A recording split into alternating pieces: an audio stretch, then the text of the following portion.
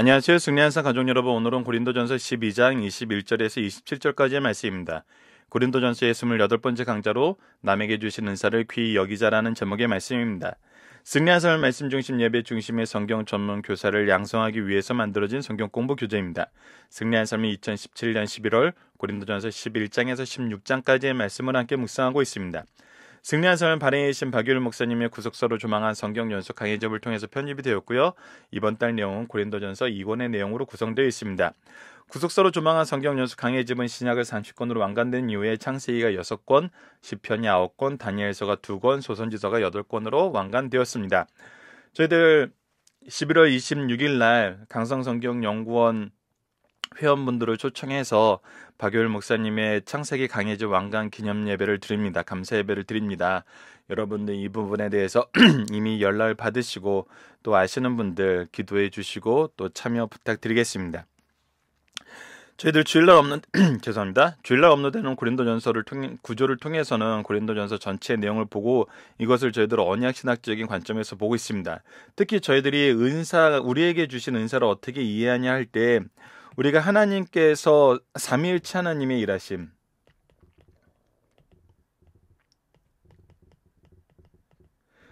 특히 우리 어제 말씀을 통해서 은사는 성령에서 나오고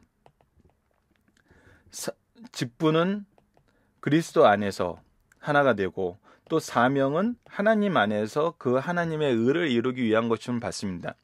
이것은 삼위일체 하나님의 절대적인 주권 안에서 이루어지는 것을 우리에게 얘기해 줍니다. 그래서 우리가 하나님의 주권을 본다 그럴 때는 하나님의 권위가 우리에게 어떻게 나타나고 하나님의 다스림이 우리에게 어떻게 나타나고 그리고 이것이 우리에게 어떻게 임재되고 있는지를 보는 것입니다.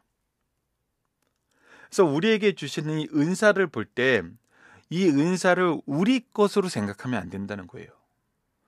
우리의 경건이나 우리의 거룩함이나 우리의 능력이 아니라는 겁니다. 이것은 하나님의 은혜라는 겁니다. 그리고 이것을 통해서 무엇이 드러나냐면 하나님의 주권이 드러나야 된다는 겁니다. 그래서 이것이 우리에게 적용될 때 항상 우리가 이 은혜를 가지고 하나님의 권위에 의해서 규범화된 거, 규범적인 부분이 무엇인지, 그리고 이 다스림이 어떻게 상황적인 부분에서 나오는지, 그리고 이 임재가 이제 우리에게 실존적인 측면에서 어떻게 적용되는지를 봐야 됩니다. 그래서 우리가 우리의 은사를 어떻게 이해해야 되며 어떻게 사용하기를 원해야 되는가 했을 때 우리가 실질적으로 경험하고 실질적으로 이루어지는 일이 어떻게 되는지도 확인하면서 감사해야 되지만 동시에 이것이 하나님이 세우신 이 질서, 이 역사에 반해서는 안 된다는 거예요. 반하게 나타나지 않는다는 거예요. 왜? 하나님의 주권은, 하나님의 일하심은 하나님의 질서 안에서 이루어지기 때문입니다. 그래서 우리가 항상 우리가 받은 은사를 자랑하려고 그러거나 우리의 은사가 중심이 되어야 된다고 생각했을 때는 항상 하나님의 질서를 위반하고 하나님의 뜻과 반대되는, 하나님 뜻과 반대된다고까지 표현을 못해서 우리가 반대되진 않아 이렇게 안심하고 있는데 하나님의 뜻이 아닌 것으로 나아가는 것은 전부 반대되는 거예요. 그래서 완전히 상반되게 나아가는 것이 아니에요. 그래서 하나님의 뜻을 향하여 가지 않고 우리가 반대되는 방향으로 가요 이렇게 했을 때 반대되는 것이 아니라 하나님의 뜻이 있는데 우리가 다른 격가지를 계속 만들려 그런 것 자체가 이것은 반대되는 것입니다. 다시 어떻게 돼야 돼요? 이 길로 가야 돼요. 이 길로 갈 때 우리에게 정말 중요한 자세가 뭐냐면 바로 하나님의 주권을 인정하는 것입니다. 어제 말씀을 통해서 은사든 직분이든 사명이든 모두 하나님 안에서 하나 됐다는 것을 인정하고 이 안에서 우리가 겸손하게 나아가는 거예요. 그것이 우리가 하나님의 권위를 인정하고 다스림을 인정하고 임재를 인정하는 것입니다. 그래서 항상 이것은 우리가 규범적으로, 상황적으로, 실존적으로 보는 거예요. 규범적으로 본다는 것은 하나님의 질서가 무엇인지 보는 겁니다. 상황적으로 본다는 것은 성경 말씀을 통해서 우리에게 이것이 어떻게 임하고 있고 어떤 무엇을 향해서 나아가게 하는지를 분명히 우리가 보는 거예요. 하나님의 일하심의 그 질서를 보는 거예요. 그 대표적인 것이 무엇이었습니까? 우리가 구속사를 얘기하는데 하나님께서 미리 준비하시고 함께 하시고 결과를 이루시는 거. 그러니까 미리 준비하신 분도 하나님이고 나로 하여금 이 일을 하시게 하는 것도 하나님이시고 이 일을 통해서 열매 맺게 하시는 것도 하나님이시라는 거예요. 이것이 우리가 항상 상황적인 면에서 확인되는 거예요. 그렇다면 실존적인 것은 이것이 지금 우리 교회에서 우리 가정에서 내가 가진 이 은사가 어떻게 적용되고 있는지를 보는 거예요. 이게 실제로 그러하다는 거예요. 근데 이 그러하다 할 때 우리가 항상 더 깊이 경험하게 되는 것은 뭐냐면 나에게 어떻게 하셨다 해서 끝나지 않는다는 거 우리가 항상 경험한다는 거예요. 나를 통해서 누구를 어떻게 하셨다는 걸로 항상 나타나요. 나에게 어떻게 하셨다는 데서 멈추지 않아요. 나를 통해서 이 일을 하게 했다. 사도 바울의 고백을 통해서 우리가 보게 되는 것이 있지 않습니까? 그가 자신의 사도됨과 자신의 사명에 대해서 설명할 때 다메섹 도상에서 나에게 나타나신 하나님을 얘기하면서 거기서 끝나지 않아요. 그리하여서 나로 하여금 이방인의 사도로 세우시고 주의 복음을 위해서 수고하게 하시고 주의 복음을 위해서 고난받게 하시고 이것이 나에게 은혜이며 이것이 나에게 감사라는 것을 고백하게 하시죠. 그래서 내가 지금 이 말씀을 듣는 모든 사람이 그리스도의 제자 되기를 원하는 것이 바로 하나님의 뜻이라는 것을, 하나님이 주권하에서 지금 우리가 이 자리에서 이 말씀을 나누게 되었다는 것을 실존적인 측면에서 우리가 경험하게 되는 것입니다. 하나님이 얼마나 다양하고 얼마나 놀랍게 우리에게 이 은혜를 베푸시는 줄 우리가 알아요.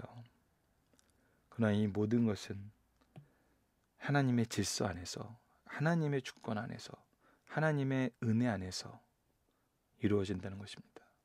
그것이 바로 우리가 구속사의 능력 있는 일꾼으로서 이 은사를 바로 이해하는 것입니다. 그런 측면에서 죄송합니다. 오늘 말씀도 여전히 이어지게 됩니다. 고린도전서 12장 21절에서 27절 말씀을 보도록 하겠습니다. 하나씩 보도록 하겠습니다. 자, 봅시다. 21절. 눈이 손들어 내가 너를 쓸데없다 하거나 또한 머리가 발들어 내가 너를 쓸데없다 하지 못하리라. 하나님의 주권 안에서 우리가 은사를 받았다면 각자가 받은 은사가 하나님의 권위와 다스림과 임재를 통해서 어떻게 나타나는지를 알아요. 각자가 무슨 역할을 하는지를 알아요. 각자가 서로를 어떻게 돕는지를 알아요. 우리가 그리스도의 신부라는 표현을 많이 쓰지 않습니까? 이 표현이 정말 놀라운 표현이거든요. 창세기에 아담을 만드시고 하와를 데려다 놓았을 때 돕는 배필이라고 표현을 했어요. 그것이 바로 신부의 의미거든요. 그러나 모든 것의 근원, 모든 것의 권위는 여자의 권위는 머리가 된 남자에게서 나오는 것처럼 우리가 그리스도의 신부로 이 돕는 배필이 됐다는 것은 교회 안에서 우리 서로가 서로 안에서 그리스도를 중심으로 돕는 배필로서 하나가 되었다는 것을 의미하거든요. 이것은 완전한 연합입니다. 완전한 연합이에요. 우리가 돕는 하나님의 그리스도의 이 일꾼으로서 일을 한다는 것은 우리 하나로 온전해지는 것이 아니라 각각의 그리스도의 지체된 우리가 하나 되어서 이루어지는 거예요.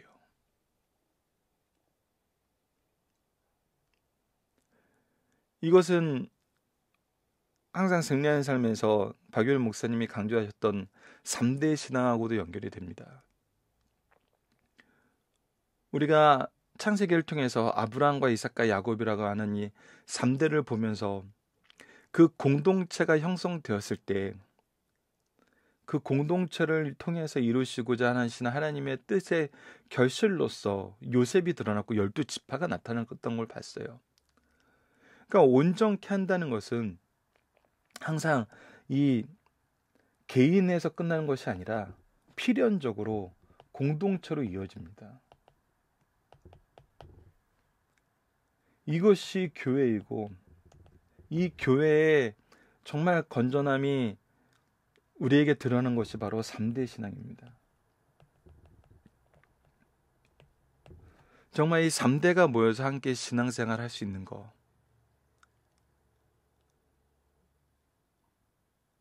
그래서 교회가 30년 정도가 되면은 정말 이 3대가 함께 모여서 예배드리는 그 아름다운 모습이 그 교회를 가득 채울 때 우리는 그 교회가 정말 건전하고 은혜 속에서 정말 바른 모습으로, 계승적인 면에서 바른 모습으로 이 공동체를 이룸을 볼 수 있죠. 근데 이것이 더 놀라운 것은 뭐냐면 육체적인 3대가 아니라 영적인 3대. 이것은 훨씬 더 짧은 시간 안에 우리에게 이루어지는 걸 볼 수 있습니다. 그래서 하나님의 역사심이 여러분들 성장하는 교회라는 것은요, 바로 이 부분입니다. 이 부분. 완전한 하나됨, 이 완전한 하나님의 하나됨의 계승이 3대를 넘어가는 거, 이것이 이루어진 교회가 정말 성장하는 교회거든요. 여러분들 성장하는 교회를 보십시오. 교회의 성장은 숫자를 많이 내는데 이것이 수평적인 이동으로 숫자가 많아지는 것을 우리가 좀 다시 한번 살펴봐야 돼요. 우리가 성장하는 교회다, 정말 하나님의 주권 안에서 주신 은사가 바르게 사용되어서 성장하고 있다라는 것은 무엇을 통해 볼 수 있냐면 바로 우리가 3대 신앙이 얼마나 그 교회에 뿌리박고 잘 자라고 있느냐, 잘 정착했느냐, 잘 이루어지고 있느냐를 보면 돼요. 그러니까 결국 무엇이에요? 할아버지, 아버지, 아들의 3대가 있던 것처럼 나에게 이 구원의 복음을 전해준 사람이 있고 그 전해준 사람을 통해서 내가 성장하여서 또 누군가에게 내가 이 구원의 통로가 된, 복음의 통로가 된 이 3대가 한 교회에서 이루어진다는 것은 정말 놀라운 일이거든요. 우리가 보통 교회 질서 안에서 정말 잘 제도적으로 자리 잡아야 되는 게 바로 새신자 양육 프로그램은, 이 프로그램이라고 표현하면 좀 다른 프로그램들하고 정말 안 좋은 프로그램들하고 또 비교되는 그런 표현이 될 수 있어서 걱정이 되게 하는데, 정말 이 새신자 양육 그 틀이 잘 잡혀 있고, 그리고 이 사람들이 성장하여서 또 누군가를 양육할 수 있는 이 훈련이 잘 돼 있는 교회는 정말 성장 안 할 수가 없거든요.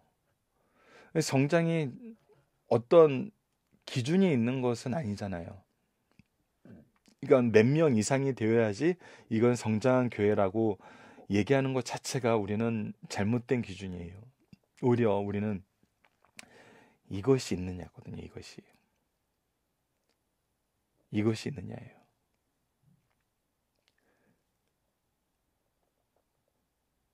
그래서 이것에 정말 우리가 건전하다고 얘기하는 한국교회 많은 목사님들과 지도자들이 이것을 바로 볼 수 있는 건전하다는 기준이 두 가지가 있는데, 그 첫 번째가 바로 이 3대입니다. 3대가 있고 두 번째가 태신자예요.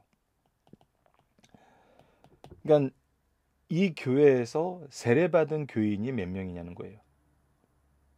세례받은 교회는 200명밖에 안 되는데 교인이 1000명이 넘는다. 이것은 무엇을 얘기하냐면 수평이동을 얘기하는 거거든요. 그러니까 우리가 생명을 잉태했다는 것하고는 좀 차이가 있어요. 근데 저는 아까도 실존적인 측면에서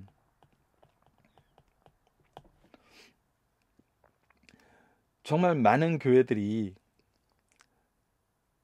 바르게 양육할 수 없고 바르게 위로할 수 없고 바르게 한 지체의 모습을 이루지 못할 때는, 이것은 제 얘기가 아니라 많은 목사님들이 얘기하는 거예요. 내가 바르게 목회를 못하고 내가 바르게 섬기질 못하고 내가 바르게 가르치질 못하는데 하나님께서 그 영혼을 나에게 계속 남겨둘 거라고 생각하는 것은 정말 잘못된 생각이라는 거거든요. 이것은 교회 지도자들 교육에서 굉장히 많이 나오는 겁니다. 그래서 오히려 평신도들이 깨어나고 평신도들은 기도하고 평신도들은 말씀에 이렇게 다가가고 있는데 교육자가 준비가 안 돼 있고 부모가 준비가 안 돼 있을 때는 그들이 육적으로는 내 제자지만 영적으로는 내 제자가 될 수 없음을 인정하고 그들에게 훌륭한 스승을 주심을 오히려 감사해야 되는 그런 상황이 올 수 있다는 거예요. 그리고 반드시 그렇게 온다는 거예요. 그렇기 때문에 이 부분은 저는 실질적인 측면에서는 있을 수 있다고 봅니다. 하지만 더 중요한 건 바로 이 3대라는 거죠. 나를 통해서 하나님이 무슨 일을 하시냐 했을 때는 덕을 세우는 것은 복음의 일이었어요. 그렇기 때문에 우리가 이 3대 신앙, 교회 안에 이 3대가 있는 거, 이것은 정말 정말 중요한 것입니다. 반대로 이것이 가장 아픈 것이죠. 나는 이곳에서 신앙생활 하지만 내 자녀는, 내 제자는 다른 곳에서 신앙생활 하는 것이 더 유익이 되겠다고 생각하면은 그건 정말 뼈 아픈 거거든요. 그럴 땐 정말 우리가 합심해서, 공동체가 합심하여서 기도해야 됩니다. 그리고 회개해야 되는 것이죠. 자, 그런 우리가 이 실존적인 측면을 이해하면서 21절 다시 한번 보도록 하겠습니다. 눈이 손더러 내가 너를 쓸데없다 하거나 또한 머리가 발더러 내가 너를 쓸데없다 하지 못하리라. 이런 일은 있을 수가 없다는 거예요. 무엇 안에서? 하나님의 주권, 하나님의 은혜 안에서 하나님이 주신 은사와 직분과 사명을 바로 이해한다면 이런 일은 있을 수 없다는 거예요. 그리고 오히려 어떻게 나간다는 거예요? 그뿐 아니라 더 약하게 보이는 몸의 지체가 오히려 더 요긴하고. 왜 그렇습니까? 우리에게 약한 자가 있다는 건 뭐예요? 하나님께서 우리에게 주신 사명이 있다는 거예요. 우리의 은사와 우리의 직분이 무엇을 향하여 있는지를 우리에게 드러내 보이신 거거든요. 그래서 그를 돌보는 것이 교회의 모습이에요. 여러분들 중세 시대에 모든 복지는 교회를 통해서 이루어졌어요. 왜 그랬냐면 여러분들 이 서양으로부터 오는 이 국가가 종교인들을 돕는 이 문제, 세금에 대한 문제, 이 부분의 근원이 무엇인지를 우리가 알아야 돼요. 중세시대 교회가 바로 국가가 돌보지 못했던 많은 사람들을 돌보는 역할을 했어요. 엄밀히 말해서 국가가 그 부분을 부탁을 할 정도였어요. 그랬기 때문에 교회가 이 부분을 감당하는데 어려움이 없도록 하기 위해서 국가가 오히려 교회의 재정을 돌봐주고 도와주는 역할까지 했었어요. 무엇을 위해서?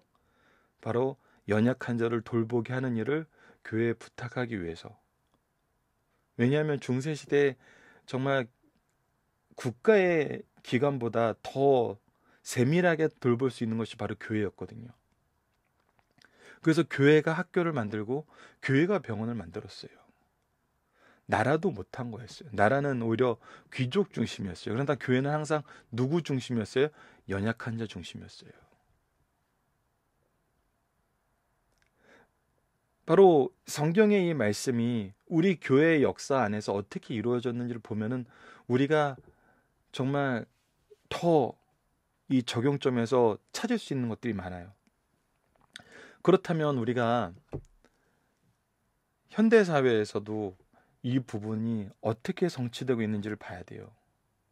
그리고 무엇을 위해서 우리가 우리의 미래를 주장하는지도 바로 봐야 되죠.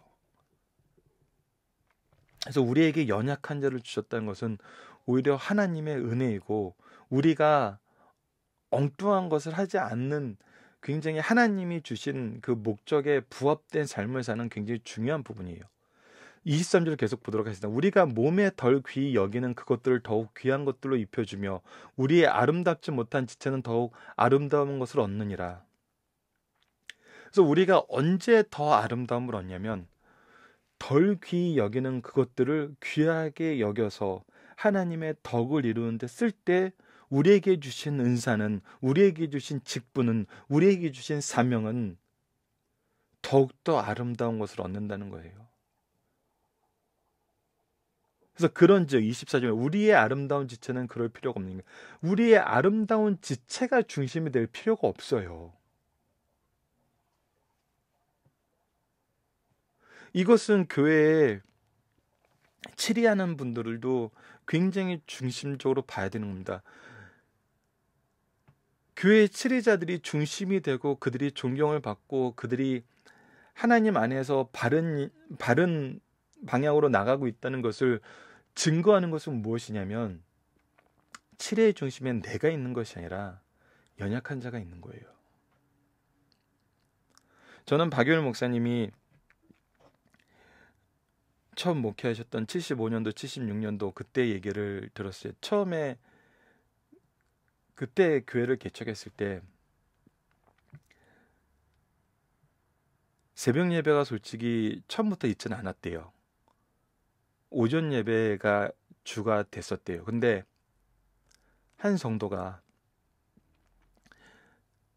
직장 때문에 어쩔 수 없이 주일날 일을 나가게 된 거예요.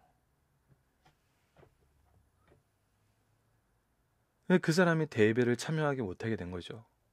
그래서 그 분이 그래도 주일날 예배를 드리고 나갈 수 있게 하기 위해서 새벽 예배가 시작되게 됐대요. 그리고 그 새벽 예배를 통해서 기도했대요. 하나님께서 은혜를 주셔서 우리가 주일날 하나님 앞에 예배 드릴 수 있는 그 일이 속히 오기를 기도했대요. 근데 3년이 안 걸렸대요. 그리고 나서도 오히려 이 예배는 사라지잖아요.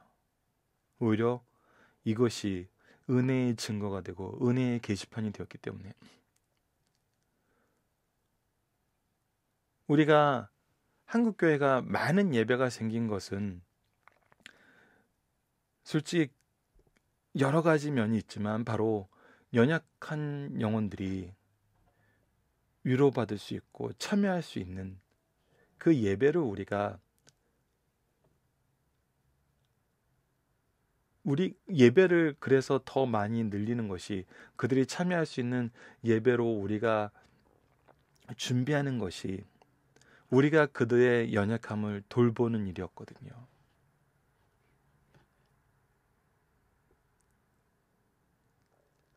근데 요즘에는 오히려 이 연약한 몸을 돌보기 위해서가 아니라 어떻게 보면 나의 편의를 위해서, 나의 스케줄에 맞추기 위해서 이 예배 시간까지, 예배의 내용까지 좌지우지되고 때로는 없애는 경우도 보게 돼요.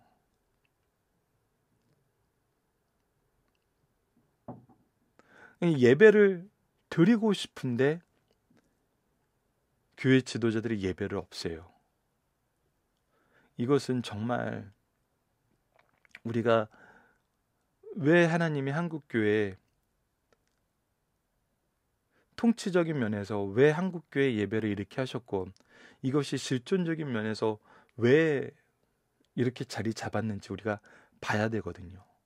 보고 공동체를 돌보면서 이 예배가 정말 우리에게 은혜가 되는지 보고 결정해야 되는데 대부분이 지도자가 일방적으로 이것을 결정해 버려요. 무엇에 의해서? 나의 개인의 상황에 의해서. 이것은 우리가 연약한 자, 덕을 세우기 위해서 우리에게 주신 그 영혼이 중심이 된 것이 아니라 우리가 중심이 될 때가 많다는 거죠.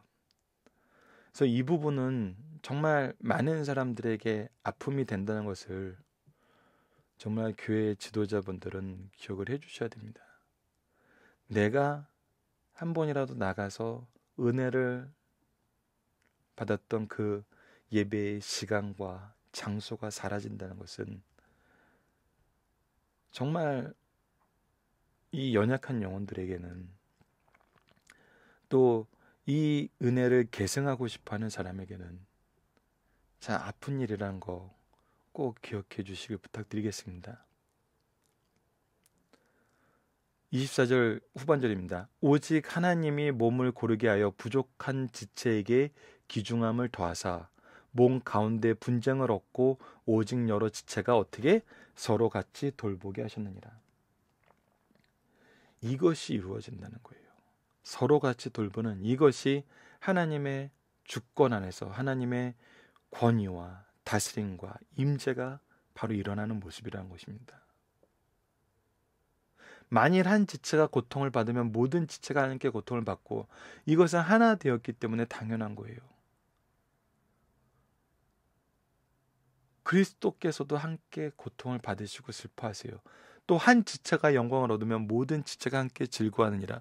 이것이 하나님 안에서의 공동체의 모습이고 이것이 하나됨의 모습이거든요. 그래서 우리에게 27절에 무엇을 결론 내주십니까? 너희는 그리스도의 몸이요 지체의 각 부분이니라.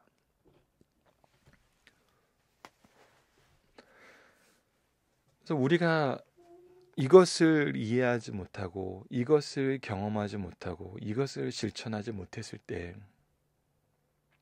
우리는 우리에게 주신 은사와 직분과 사명을 무엇을 위해서 쓰게 되냐면 나의 의를 위해서 쓰게 돼요. 근데 나의 의를 위해서 쓰는 것은 항상 무엇으로 연결이 됩니까? 하나님의 의를 거역하는 것으로 연결이 돼요.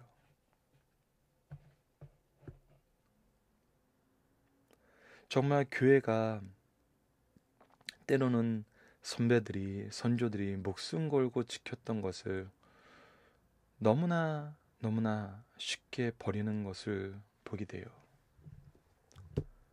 새벽 예배도 버리고 말씀의 교제도 버리고 오히려 다른 것이 지혜롭다고 생각하고 다른 것을 더 확대시키죠. 여행을 확대시키고 어떤 다른 말씀이 아닌 다른 지표를 확대시키고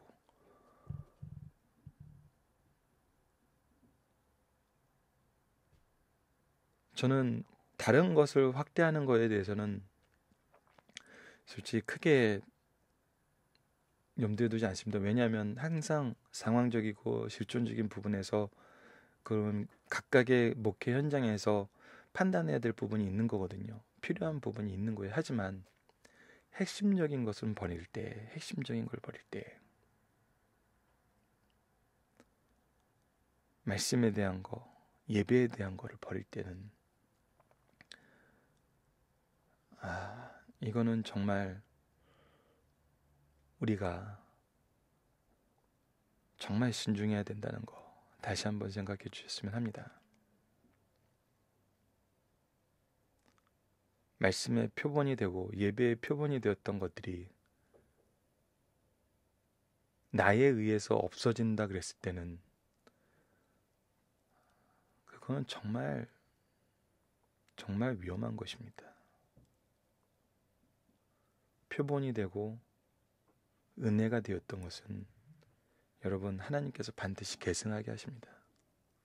우리가 아브라함과 이삭과 야곱의 모습에서도 아브라함이 예배드렸던 곳이 이삭에게 예배드렸던 곳이 되었고 야곱에게 예배드렸던 곳이 되었으면서 동시에 어떻게 됐어요? 그들의 예배의 내용과 그들의 감사의 내용은 계속 확대되어 갔어요.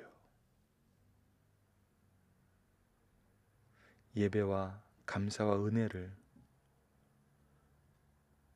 나를 통해서 이것이 축소되고 있고 나를 통해서 없어지고 있다면은 이것은 우리가 회개해야 될 부분입니다. 나에게 주신 은사를 바로 쓰는 것이 아니죠. 나에게 주신 사명이 무엇인지 이해하는 것이 아니죠. 나에게 주신 직분을 악용하는 것이죠.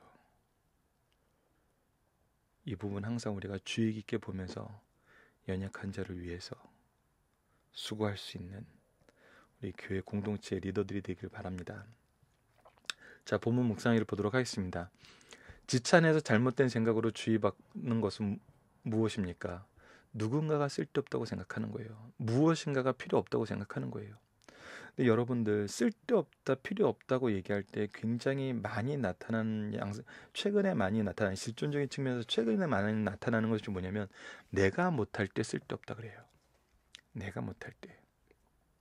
내가 그것을 못하면은 그거 쓸데없다 그래요. 다른 거 하자 그래요. 왜? 내가 중심이 되지 못한다고 생각하니까. 이것은 의심할 여지 없는 교만입니다. 이걸 주의해야 돼요.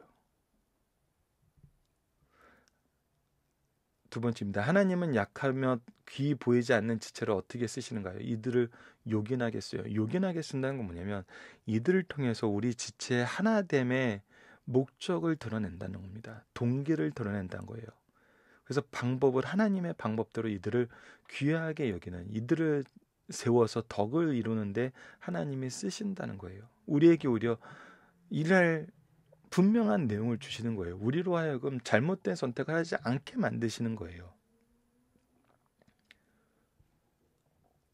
그래서 이것은 우리에게 오히려 은혜라는 겁니다.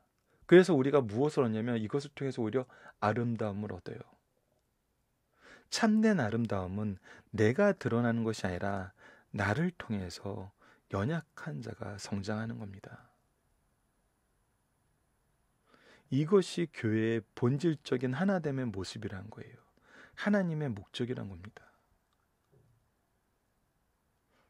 나의 아름다움은 다시 한번 강조하지만 나를 통해서 연약한 자가 성장하는 것이 나의 아름다움입니다. 그래서 고린도전서 우리가 볼 때 항상 연약한 방법적인 면에서 항상 연약한 자가 중심이 돼야 된다. 이 내용이 강조되는 이유가 바로 이것입니다. 3번입니다. 위의 질문에서 하나님이 이렇게 하시는 이유는 무엇입니까? 서로 돌보게 하기 위함입니다. 분쟁이 없어지게 만드는 거예요. 분쟁은 돌봄을 항상 사각지대로 만들어요. 이것이 교회가 정말 위험한 부분입니다.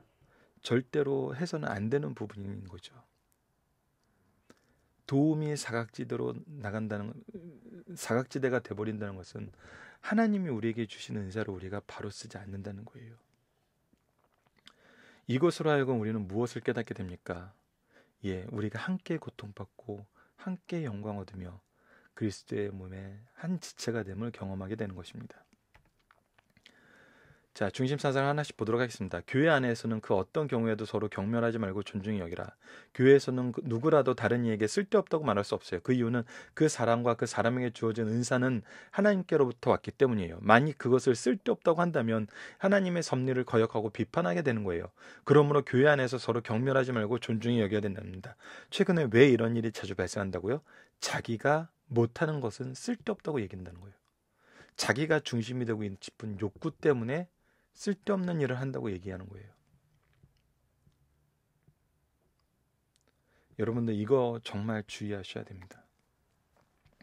교회 안에서는 약하게 보이는 지체를 더욱 귀히 여기라는 겁니다. 세상은 강한 자, 귀한 자, 아름다운 자를 중심으로 돌아가고 그들 중심으로 역사가 진행돼요. 그러나 하나님께서는 약한 자, 천한 자, 아름답지 못한 자를 더 사랑하십니다. 그리고 그들을 붙드시고 항상 향상시켜 교회와 세상을 고르게 평균케 하십니다. 하나님이 이 역사에 쓰임받는 자는 하나님의 은총을 더 듣게 됩니다. 바로 하나님께서 우리를 쓰시는 이유이면서 방법이라는 거예요. 연약한 자를 돌보는 거, 연약한 자를 통해서 일하시는 거. 그래서 결국은 우리가 무엇을 고백하게 됩니까? 이 연약한 나를 하나님께서 이렇게 쓰심을 감사합니다라고 고백하게 되죠. 세 번째, 교회 안에서 서로 필요를 느끼고 서로를 도와줘야 된다는 것입니다. 몸 안에 어느 지체도 다른 지체의 도움 없이는 존재할 수 없어요. 교회도 마찬가지입니다. 그 누구도 다른 성도의 도움 없이는 존재할 수 없고 일할 수 없음을 깨닫게 됩니다. 이것이 공동체의 본질이에요. 나 혼자서 되는 일 없어요. 그래서 내가 영광 받으려 하는 건 굉장히 미련한 일이에요. 결국 내가 한 일이 아닌데 내가 영광을 독차지하려는 거예요. 그것은 인격적인 부분에서도 영적인 부분에서도 모든 면에서도 본인의 미련함과 본인의 악함을 드러낼 뿐이에요. 오히려 연약한 자를 세우는 거, 연약한 자가 성장한 거, 나를 통해서 하나님이 일하신 하나님의 주권과 은혜를 선포하는 거, 이것이 오히려 우리를 통해서 나타난 하나님의 영광이 드러나는 길이고 우리가 그 영광에 동참하는 길입니다. 그리고 영광과 고통을 함께 나누는 성도가 되었음을 확인하게 됩니다. 이것을 깨닫고 느끼고 실천할 수 있는 성도가 성숙한 성도입니다. 여러분 살펴보기 전에 카페를 통해서 확인해 주시고요. 적용입니다. 교회와 가정 안에서 각각의 지체는 경쟁하는 관계인가 돕는 관계인가? 여러분들 이거는 때 신앙을 우리가 바로 알아야 돼요. 여러분들 때로는 내가 가진 은사보다 다른 사람이 가진 은사를 하나님이 중심에 놓고 쓰실 때가 있어요. 우리가 요셉의 내용을 사도행전 스데반의 설교 7장의 스데반의 설교와 항상 연관시키는 이유는 뭐예요? 하나님께서 요셉을 선택하셔서 요셉을 통해서 일하기를 원하셨어요. 그러면 우리는 그것을 뭐 해야 돼요? 그것에 협력하는 사람이 돼야 돼요. 근데 대부분이 어떤 삶을 살았어요? 그것을 거부하는 삶을 살았어요. 이것이 분쟁과 동생을 죽이고자 하고 팔아버린 이유였어요. 나중에 회개하고 이 일의 중심으로 쓰임받은 유다는 어떻게 됐어요? 그리스도의 조상이 되는 영광에 동참했어요. 우리가 이미 창세기를 통해서 확인했습니다. 그렇기 때문에 교회와 가정 안에서는 경쟁하는 관계가 있을 수 없어요. 돕는 관계예요. 그리고 하나님께서는 때에 따라서 우리를 높이기도 하시고 낮추시기도 하세요. 그래서 하나님이 그때를 어떻게 역사하시는지를 우리가 알게 돼요. 그리고 모든 부모들, 모든 선생님들, 저는 교회에서 어떤 직분보다 교사의 직분이 가장 아름답다고 보는 건 바로 이 부분입니다. 하나님이 나를 중심으로 일하시는 때가 반드시 있는데 그것이 언제냐면 우리가 자녀를 낳았을 때 제자를 맡았을 때입니다. 그 영혼들을 향하여서는 내가 하나님의 은혜의 통로예요. 내가 이 역사의 중심이에요. 많은 분들이 나를 도와요. 오히려 담임 목사님도 담당 교육자들도 이때는 나를 도와요. 하지만 그 안에서 중심은 나예요. 나를 통해서 이 영혼을 성장시키도록 하나님께서는 맡기셨어요. 그래서 이 영적인 3대 신앙 갖는 거, 영적인 이 계승을 갖는 것은 교회가 경쟁하는 관계가 아닌 돕는 관계라는 것을 가장 잘 이루는 모습이에요.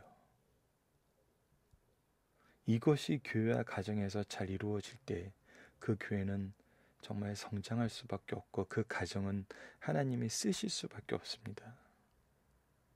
이것을 함께 이루고 기도하는 승리한산 가족 여러분들 되었으면 합니다. 말씀을 기초로 기도하기를 통해서 마치겠습니다. 하나님, 성경을 통해서 자라고 열매 맺게 하시는 분은 하나님임을 배웠음에도 때로는 우리가 성장이라는 이름으로 교회 안에서 경쟁하고 평가하면서 그 안에서 지체들이 낙심하게 하는 어리석음이 우리 교회와 가정 안에 있음을 고백합니다. 하나님이 은사를 통해서 직분을 주시고 그 직분이 우리를 한 몸 안에서 서로를 돌보게 하려 하심을 깨닫고 우리가 서로를 돌보아 그리스도의 일을 이루는 데 사용되게 하여 주소서. 우리를 통해 위로와 온전케 함이 있을 뿐 낙심과 상처가 생기지 않도록 인도하여 주소서. 예수님 이름으로 기도드립니다. 아멘.